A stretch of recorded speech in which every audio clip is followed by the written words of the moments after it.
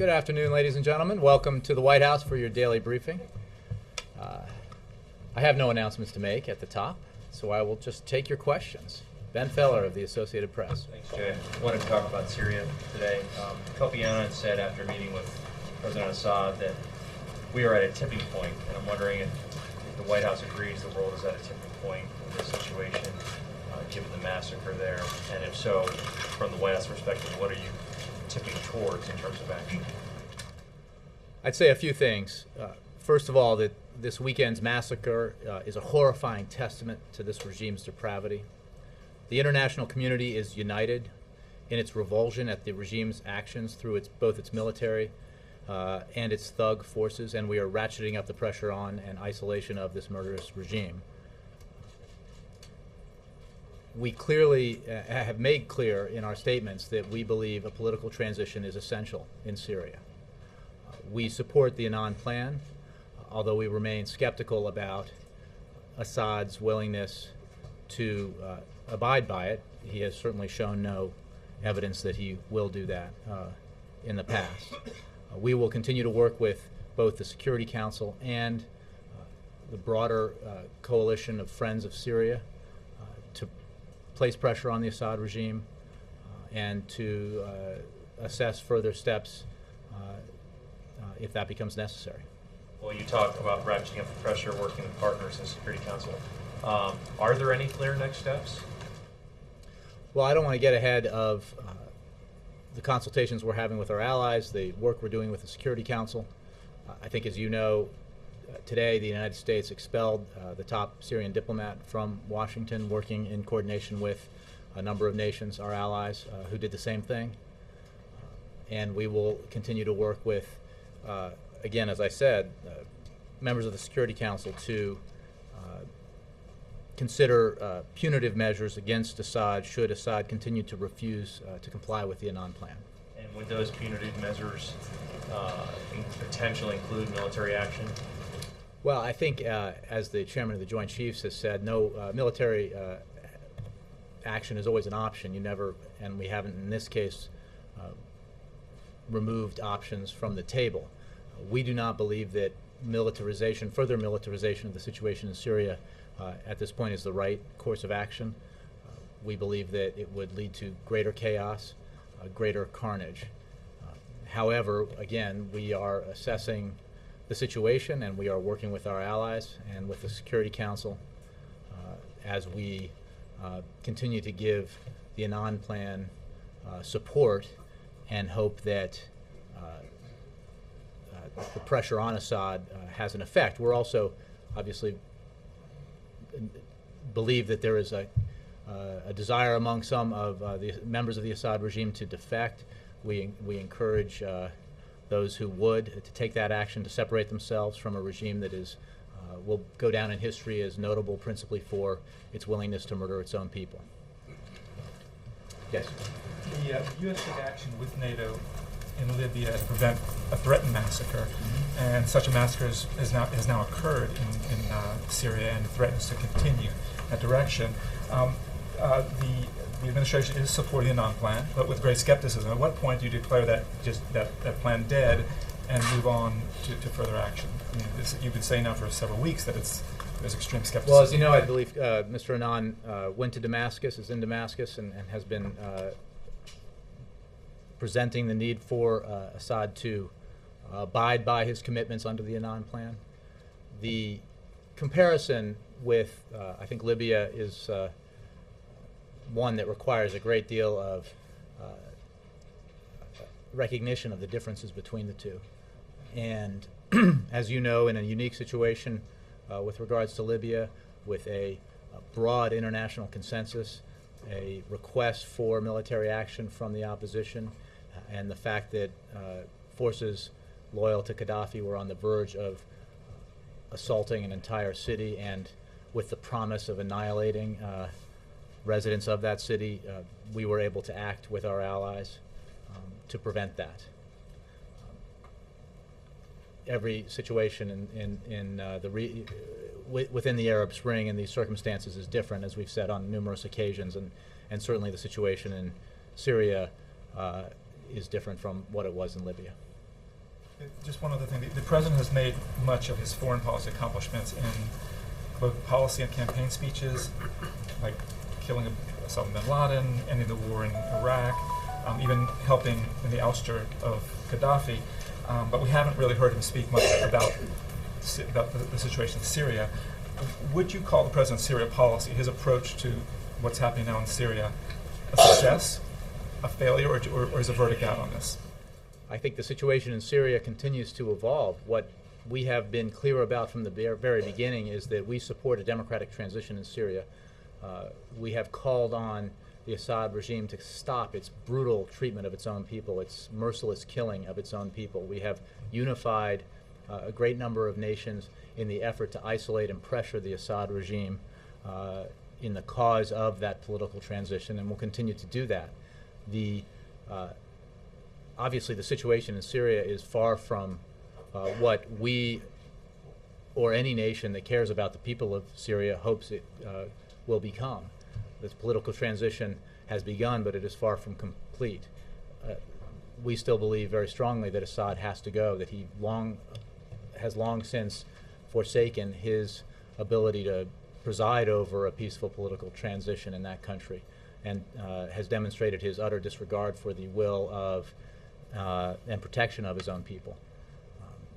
As for assessments of that policy, and I think we'll leave that to others to make, but we're working very closely with our allies, with our partners in the Friends of Syria coalition, supporting the opposition, helping it stand itself up, helping it unify, providing non-lethal assistance, providing humanitarian assistance, and again, working together to further pressure, isolate and put pressure on the Assad regime. Let me move around a little bit. I got yelled at for going left to right. We'll go Nora and then Jay. More than 10 countries have now expelled Syrian diplomats. How would this stop another massacre?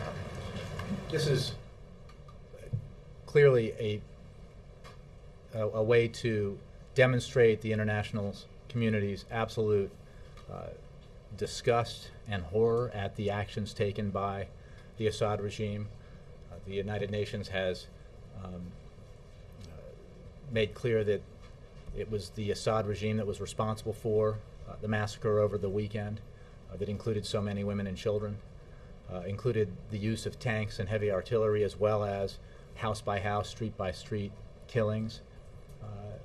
Obviously, no single action like that, diplomatic action, stops the regime from its brutal behavior, but it is a cumulative effort, and it is important in that it demonstrates just how isolated the Assad regime has become, how far afield from the international community it has positioned itself in the brutal pursuit of its own continued existence at any cost. We'll work, again, as I said in answer to other questions, with our partners. We'll work and consult with the members of the Security Council on next steps, even as we continue to support the Annan plan, because it helps, at the very least, create a situation where the political transition can move further down the field in anticipation of Assad's eventual departure from power. 40 children were massacred in Hula, and the administration's response is to coordinate with 10 other countries to get them to withdraw diplomats. Is this just a slap on the wrist? I think our response, as you know, Nora, has been far broader than that. Again, I just described this as a step, one of the many steps that the United States and other nations have taken and will continue to take to isolate and pressure the Assad regime. Make no mistake, it is a horrific example of the brutality of this regime, the extent to which it is willing to go in order to preserve its own power. The depravity and disregard for human life that is demonstrated by this is terrible, and we will continue to make that clear to the world. We will continue to work with our partners and consult with other members of this UN Security Council to discuss future measures that we can take to make clear to Assad that this kind of behavior is not and will not be tolerated by the international community. Would the U.S. discourage any Gulf nations from arming opposition groups? I think, as we have said, the concern is that further militarization of the situation in Syria could lead to greater chaos, could make it harder to achieve the political transition that the Syrian people deserve. There is, the nature and shape of and the membership of the opposition is still something that we and our partners are assessing, and that is another consideration that has to be acknowledged when efforts like that are undertaken.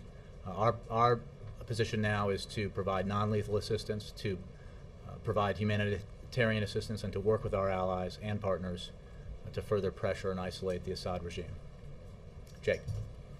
One of the ways that you and others in the administration have distinguished what's going on in Syria and why the U.S. is not getting directly involved from what happened in Libya is because of the international coalition. In other words, the fact that Russia and China are not supportive of action or even willing to abstain from voting in the Security Council, and also the Arab League and how they were united for action against Libya or the Libyan regime and are not so now. How much of an effort is the President and administration officials making with Russia, China, members of the Arab League, and why are they reluctant to see this as anything other than a great humanitarian crisis? Well, I think there's a significant amount of analysis you could do on why Syria is different from Libya, why different countries are viewing this differently because of historic relationships, because of the ethnic makeups of different countries. I think there are experts in the field who can explain that better than I can. What I would simply say is that what you put forward in your question is part of the reason why these situations are different. There was unity within the region. There was unity at the level of the United Nations Security Council. We are absolutely and have been in consultations with the members of the Security Council, including the Russians and the Chinese, about this matter. We've been pretty clear about that. We were very clear about our disappointment over the veto of the initial Security Council resolution. And I think that the actions that Assad has taken since then make clear that what his intentions are, what the likelihood is that he will abide by the Annan plan. And that's a point that we are making publicly and privately with our allies and others around the world. And there was a New York Times story today by Joe Becker and Scott Shane about the way that President Obama conducts some of the counterterrorism operations. One of the things that I think was most interesting was the fact that one of the ways that the administration has been able to assert that there have been so few civilian casualties in any of these drone attacks is because the presumption is that if you are in these locations, you are guilty of terrorism, and there's almost a guilty until proven innocent quality. I'm wondering how on earth the administration can square that with the president's past language on human rights and avoiding civilian casualties. I think your description of the policy is not quite exact. I would refer you to John Brennan's speech not long ago on these matters, in which he was very explicit and transparent about methods that are used in our counterterrorism operations and the care that is taken to avoid civilian casualties. We have at our disposal tools that make avoidance of civilian casualties much easier, and tools that make precision targeting possible in ways that have never existed in the past. And I think that this administration's commitment, this president's commitment to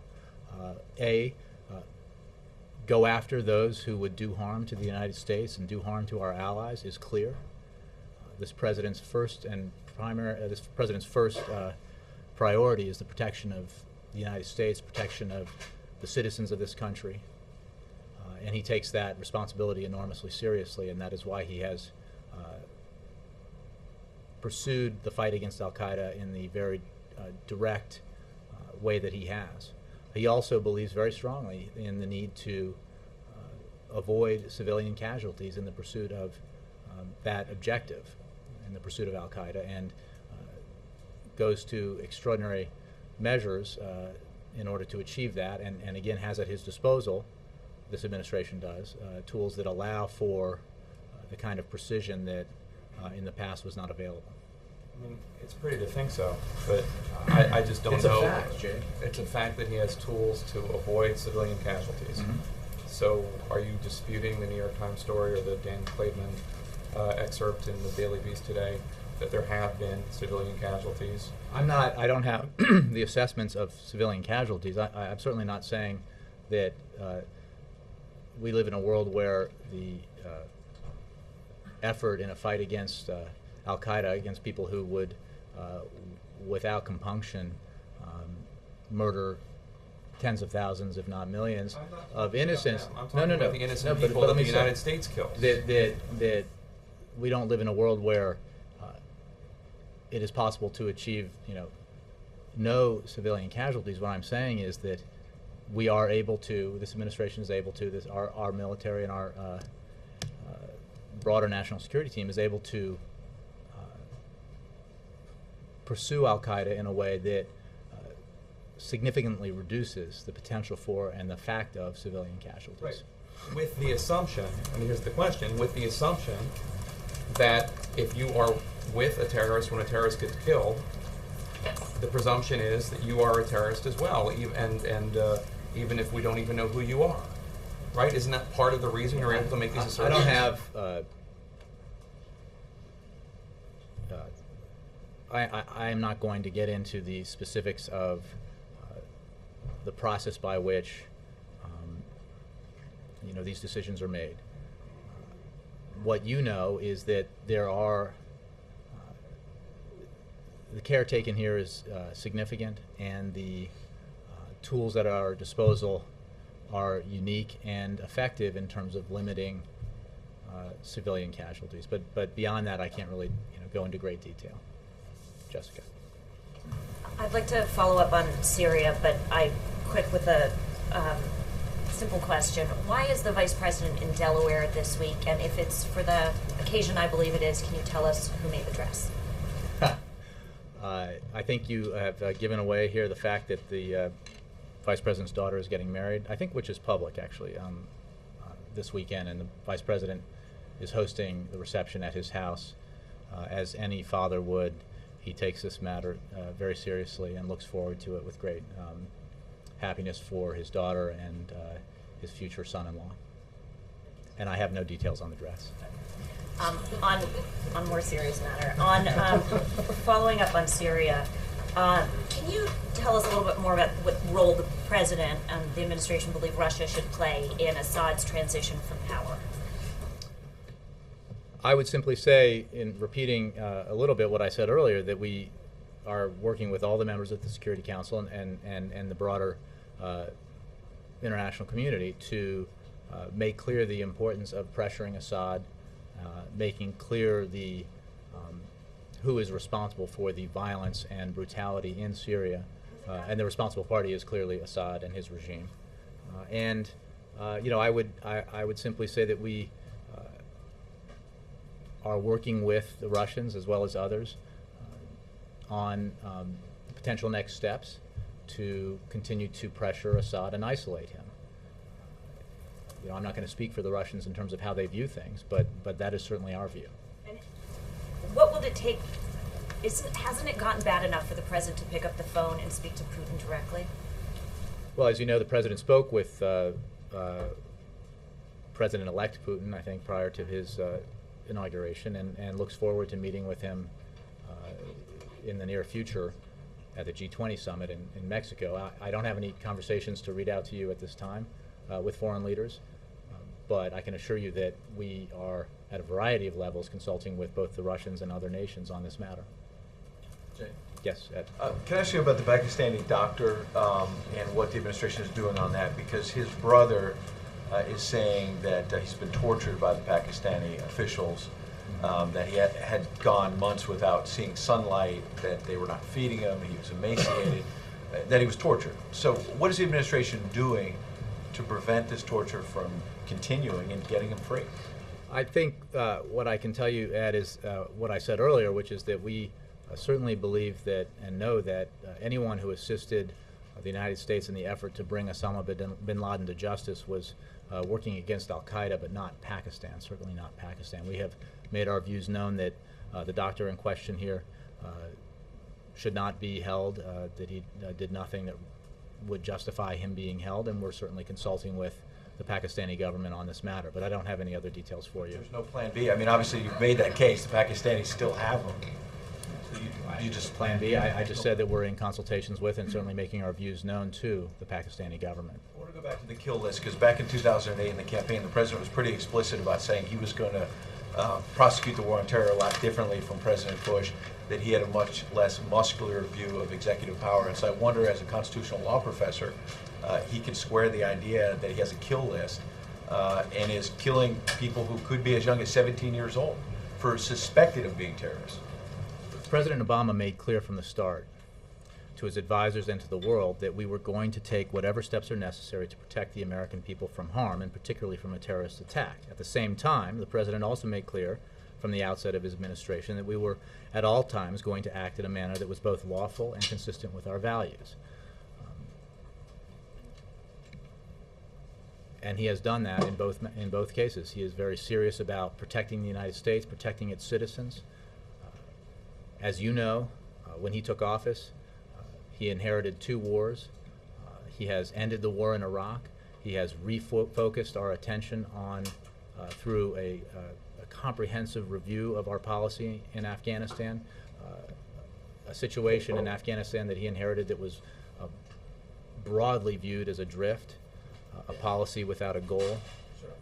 He refocused that, made it clear that we are in Afghanistan with the primary objective of eliminating al-Qaeda, disrupting, dismantling, and ultimately defeating al-Qaeda, and preventing al-Qaeda from preventing Afghanistan from, again, being a haven for al-Qaeda. Right, but when you say lawful, what part of the Constitution, what specific law allows the President of the United States to have a kill list and basically launch drone strikes in Pakistan, Yemen, places where we're technically not at war, we're crossing into their border? Well, I would say, first of all, again, I would point you to the very in-depth and comprehensive speech given by John Brennan on this matter with a level of detail and transparency that I think is unprecedented, and he addresses these issues, again, with a great deal of depth. I would secondly say that the capacity of the President of the United States as Commander-in-Chief to go after members of al-Qaeda who has as their goal the destruction of or the killing of Americans and doing harm to the United States, I think is well established through the authorization of the use of military force and other means and other aspects of the law. So, but again, for specifics, I would refer you to Mr. Brennan's speech. So if the administration also has been very aggressive about prosecuting leaks of intelligence information, so how do you square that with the New York Times saying 36 current and former Obama officials spoke about some top secret deliberations? How does that square with prosecuting other cases where you say sensitive information is being leaked, people need to go to jail, but Obama officials can just talk about these things? That's an interesting way to phrase it, Ed. But I haven't had a discussion. I haven't had a discussion with anybody about the article in question that you're talking about this morning, and what's contained within it. Again, I think that a certain amount of detail was the front page of the New York Times kill list? In terms of the context that you're talking about, in terms of possible leaks within it. What I will refer you to is a speech given by the President's counterterrorism advisor not too many weeks ago that discusses these issues in a great amount of detail. Jay, is there no concern of the secrecy of how you're going about this with the president's with this kill list? You were just saying in not responding to Jake's question that you know that you weren't going to make public some of what the president weighs, but in this issue of potentially killing civilians, and it's the president playing judge and jury here at the end of the day, which is what this report is indicating. Don't you need some form of transparency? I mean, this is exactly the type of cloak and the secrecy that candidate Obama was criticizing during that. Well, again, I would again point you to, and I'm not sure if any of you have read it. I hope that most of you have. And there is a significant amount of discussion of that of these issues within the speech delivered by John Brennan. Secondly, we are engaged in conflict with Al Qaeda, and it is the responsibility of the commander-in-chief to pursue members of Al Qaeda and to bring them to justice, either through capture or by eliminating them from the battlefield. Using the same loose definition of this that the president, loose definition of the declaration of war that President Bush's OLC, some of those OLC memos that you guys. That's actually not the case, Chuck. And we have held ourselves to the highest possible standards in terms of the actual execution of counterterrorism operations. That means exercising lethal force only under the most stringent of conditions, including reducing the risk to innocents as much as possible, something that we are capable of in part because of the tools that we have available to us. I think that when you look at the way to the various potential ways to take the fight to an enemy like Al Qaeda, I think that using some of these tools is preferable when you are concerned about civilian casualties than, say, launching a full-scale invasion by land, where civilian casualties are always a great potential risk. So it is certainly the case that there are risks in terms of civilian casualties. They cannot be eliminated entirely, but there are means by which the president can pursue this policy and does pursue this policy that allows us to significantly reduce those risks. Are you concerned at all that the drone policy and the policy of how the president uses the drones to go after members of Al Qaeda ends up serving as a recruiting tool a la Guantanamo? Well, I would simply say that what I've said already, that we make great efforts to reduce the risk of civilian casualties. We are absolutely committed to, the president is absolutely committed to going after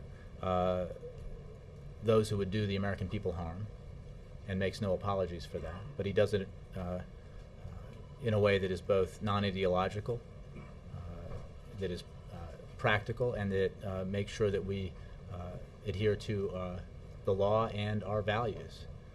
When it comes to recruiting, again, I would make the comparison that using tools that significantly reduce civilian casualties but are effective, I would judge, I think many would judge, as more preferable in terms of the impact on potential recruiting to introducing U.S. forces or foreign forces into some of the areas and countries in the region. Are you, and last question, is the United States willing to act on Syria without Russia? Or is this sort of a waiting on, is this our whole, before we enact our next level of however we'll change our policy when it comes to Syria? I don't want to speculate about what steps might be taken in the future. I can simply tell you that we're working with members of the Security Council as well as others on potential next steps. We are supportive still of the Annan Plan and call on Assad to abide by his commitments there. We are skeptical that he will. He has certainly not demonstrated much intention thus far of abiding by that plan. But there is the plan is important for other reasons, including helping prepare the way for further political transition. The So, United Nations the only avenue we're pursuing. well, again, I don't want to. I'm not ruling anything in or out. I'm simply saying that in answer to some questions about the Russians and other members of the Security Council, acknowledging that we do have ongoing discussions with those nations. Jay, Yeah. you several times have mentioned the need to use policies to go after those who would do the U.S. harm. Would the use of computer viruses be part of that? I have. I mean, I think that's a question in reference to a story that I have no comment on at this time. What is the level of awareness here of the flame virus? Again, I read the story, but beyond that, I just don't have any comment. Who do you think's behind it? I just don't have anything I can say about that right now. Why? I just don't. Sorry. Laura? You've been asked several questions about Syria, but I don't think you've specifically been asked to respond to Mitt Romney's charge this morning on this, which reflects what he said before, that it's time to start arming the opposition, and that it's, I believe the way he put it was, it's far past time for the United States to begin to lead and put an end to the Assad regime. President Obama can no longer ignore calls from professional leaders in both parties to take more assertive steps. You may just respond with another reiteration of what you've already said, but if I could get you to respond to his calls. Well, I would simply say that we continue to believe that further militarization of the situation in Syria is not the right course of action to take at this time. We are working with the opposition, helping it unify, helping it stand itself up, we with other members of the Friends of Syria group. And I would note, as others have, that we are still assessing who makes up the members of the opposition and whose interests they represent and serve. And obviously not all of them represent and serve the democratic interests of the vast majority of the Syrian people. And another, on a different topic, today the Romney campaign went after the president on Solyndra and saying that essentially it's an example of, tax dollars invested not to create jobs, but essentially in failure, and that this money has essentially gone to a bankrupt company, and the implication is that this is much worse than anything that went wrong with Bain, that this is taxpayer money and it went to companies that went bankrupt. Could you respond to that? I would simply say what we've said all along, which is that this president is committed to the proposition that we will not cede the industries of the future to the Chinese or the Europeans or the Brazilians or the Indians or any other nation on earth. Clean tech industries will continue to grow.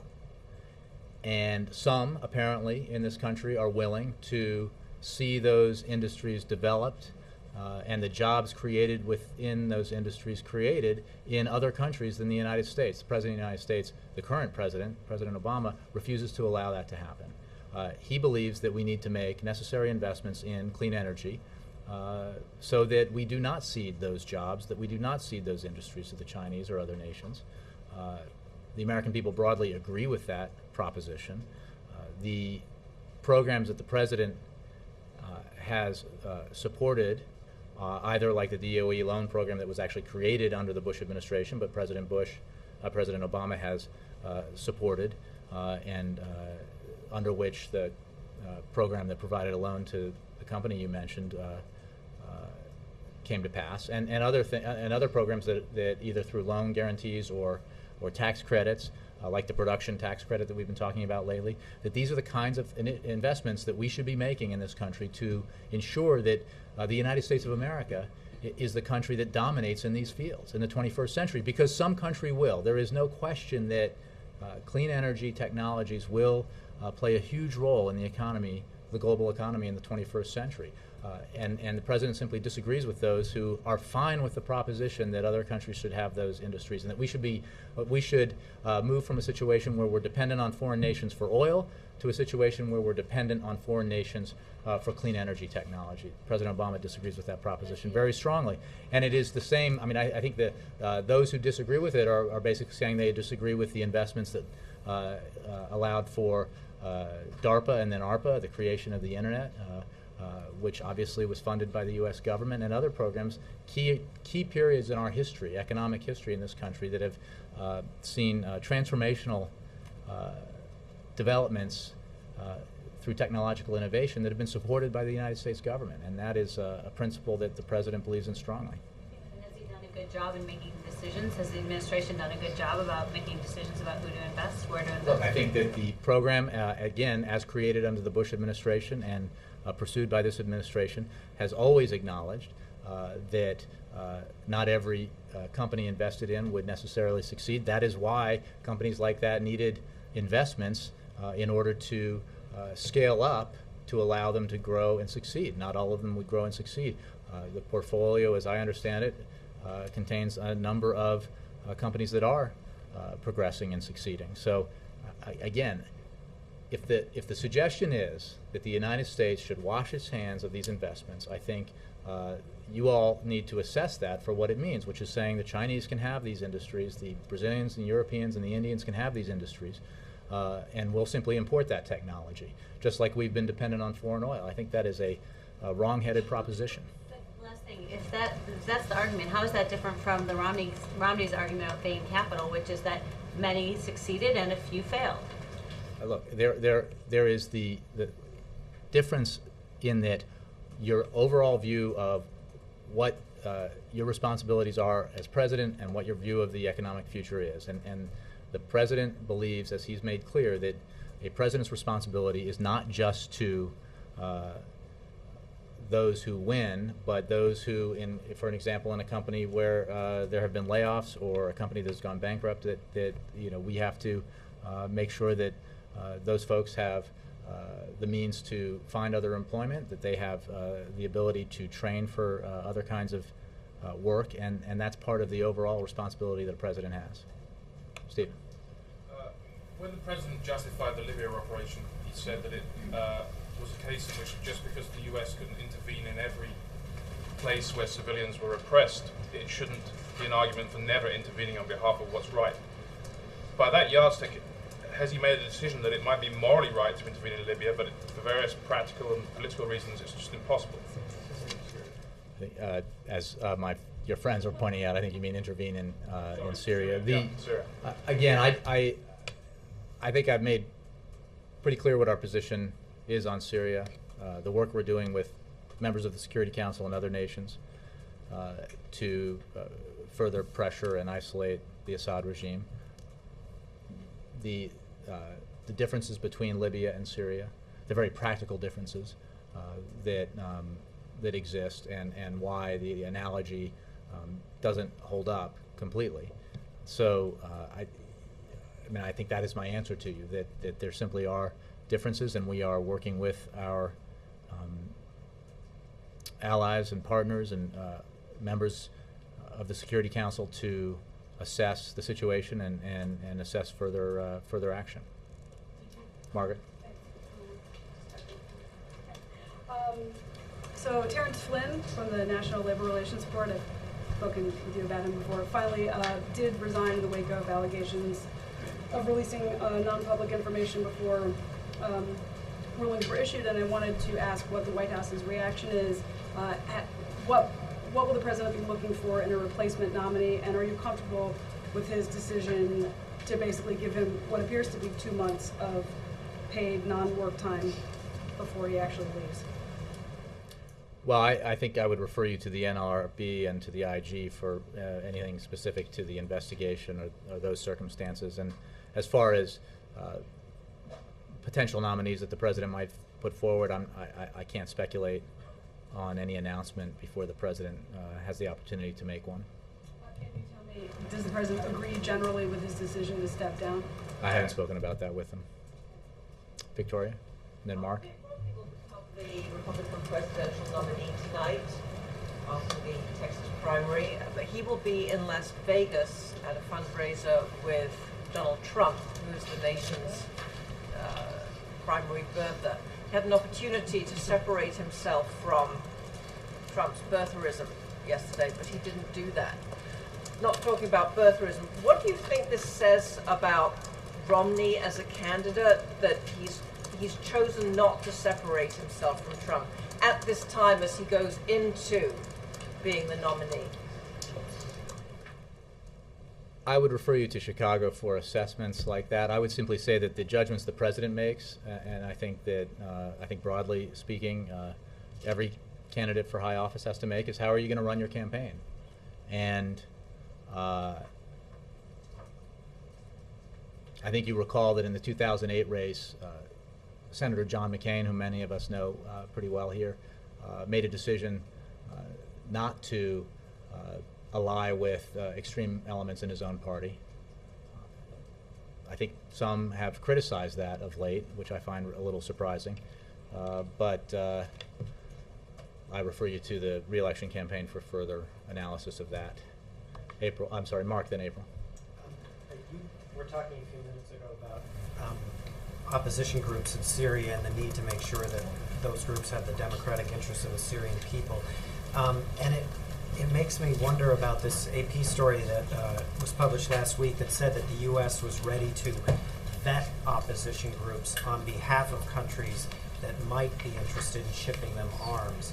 I'm wondering if that's a middle ground where the United States isn't involved in shipping arms itself, which, as you said many times, you're opposed to, but at least make sure that the arms that are going to be shipped by Arab neighbors end up in the right hands. Well, I'd say two things. One is our position hasn't changed, which I've just described. You know where we are on this, and that's why we continue to provide non-lethal support to the opposition. And I can only speak for the United States, and we know that others are pursuing other types of support.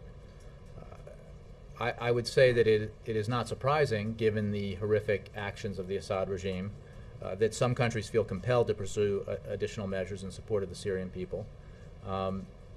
As for vetting, I would refer you to what I said earlier, which is obviously we and many nations that consider themselves friends of Syria are assessing the opposition as we help them stand themselves up and help them unify. And I don't think we're alone in that, and I think that's both in the interests of the Syrian people as well as in the interests of other nations who are supporting the opposition. Doesn't that tacitly acknowledge the reality that arms are going to flow to opposition Again, groups? we can't speak for other nations, and we can't prevent other nations from taking actions that are different from ours. Our belief is, and our policy is, that the right approach is to provide non-lethal assistance and humanitarian assistance. We are in the process and continue to be in the process of evaluating the opposition, assessing the various groups that are in opposition to the Assad regime, and the vast majority of the Syrian opposition is supportive of a democratic transition, but it's clear, obviously, that some elements are not. And that those assessments are ongoing. Broadly speaking, we're working with the Friends of Syria. We're working with the members of the Security Council to consider further steps to isolate and pressure the Assad regime. April, and then Andre. Yep. Two issues, one the economy and then a follow-up to Victoria. On the economy, the unemployment extension safety net ends this summer, and there are reports of concerns over consumer spending would be affected once this happens. Could you talk to me about the White House thoughts about this issue, about the end when still so many people are still looking for work, and the fact that this could cut into consumer spending? I think that's a great question. I would say two things. The fact of the matter is that unemployment insurance has been extended as long as it has because this president has fought for it in the face of the economic conditions that have prevailed and fought for it against the resistance of some in Congress. That was the result. We often talk about the extension of the payroll tax cut, but the other component of that was the extension of unemployment insurance. The fact that some assistance will be running out reinforces the need for Congress to act on measures that will have a demonstrable and immediate positive impact on the economy, on economic growth and job creation. And the president, as you know, has provided Congress with a to-do list that includes 5 measures that would do just that. And these are the kinds of things that have in the past and should in the future enjoy support from not just Democrats but Republicans. So the president will continue to talk about the need to take measures to help economic growth, to help job creation. We've come a considerable distance from the time when the president was sworn into office and we were hemorrhaging jobs at a rate of 800,000 per month. From the time when the president was sworn into office, and we now know that the United States economy had just experienced a nearly 9% contraction in the fourth quarter of 2008. We've now had quarter after quarter of positive economic growth. We've now had 26 months of private sector job creation. but we have a considerable distance to travel to fully recover from the worst recession since the Great Depression. That's why we need to take action where we can to help homeowners refinance, to ensure that 7 million students across the country don't see their student loan rates double. We need to make sure that veterans have the opportunity to find work in this country after serving us so nobly abroad in the wars in Afghanistan and Iraq. There are things we can do right now, including extending the production tax credit that we talked about last week, that will help this economy and help it create jobs. Now, following up on Victoria, you're using John McCain as a shining example of what a candidate should do to stand up for truth. Is this administration calling on Romney to denounce the words, not the person, but the words of Donald Trump, particularly, and I kind of disagree with you when you say that this is for the campaign. This White House has taken on the issue. The president has gone up. The president even went during this administration, you guys have taken on this issue from this room. The president himself stood out there, and also at the Correspondents Association dinner, President Obama knocked Donald Trump out last year, out of the race. So well, I think it was a Republican race. I don't think the president did that. But you don't think so? Let me address this. First of all, you're talking about the period last year where, aided and abetted by certain media organizations that considered this actual news, we did have to address the issue, but not because we chose to, but because it was such a ridiculous distraction from the important business that we should be doing here, that the president is committed to doing and Congress should be doing to help the economy grow and help it create jobs. We can revisit that, but I think the American people are pretty fed up with this kind of nonsense. So I think that I would ask you to consult with my friends at the campaign and consult with those who are either aligning themselves with this kind of stuff or themselves are espousing it. This president is focused on one, his absolute responsibility to take all the necessary measures to protect the American people, and two, his firm commitment to help the economy grow, help it create jobs, take the measures necessary to do that, working with Congress and working administratively. My point on the other thing was that I recall as a journalist that in 2008, John McCain made that choice, that there was a line beyond which he thought he was not willing to cross, or beyond which he was not willing to go when it came to some of the rhetoric on the extreme side of his party, and it's up to every candidate to make a decision about how they want to run their campaign. Would you like to see Mitt Romney ask Donald Trump to denounce those words? I think those are questions that you can ask. I think those are questions you can ask his campaign or the candidate himself, or you can address to the president's campaign. Thanks, I did promise you, Andre. Yep. Ambassador McFaul is in hot water again in Moscow after making comments that our two governments were competing in trying to bribe a different government together. And he trying to bribe a different government. Moscow and Washington were competing to do that, in his words. And he's made some other comments like that. And now I know from experience that for the diplomats, their cardinal rule is do no harm. So now the Russian diplomats are saying he's breaking that rule. They say his comments are not in accord with the tone of the messages exchanged recently between our two presidents. So my question to you is, first, is it in accord with the messages, with the tone of the relationship? And then secondly, isn't he undermining his own effectiveness as a diplomat by sort of saying out loud things that people don't I know there was an issue. I'm not familiar with the specifics of it. I can simply say that Ambassador McFaul is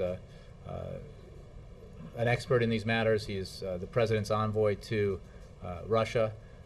He has been integral in the effort at improving that this administration undertook, that this president undertook to improve relations with Russia in the wake of the previous administration's relations with Russia.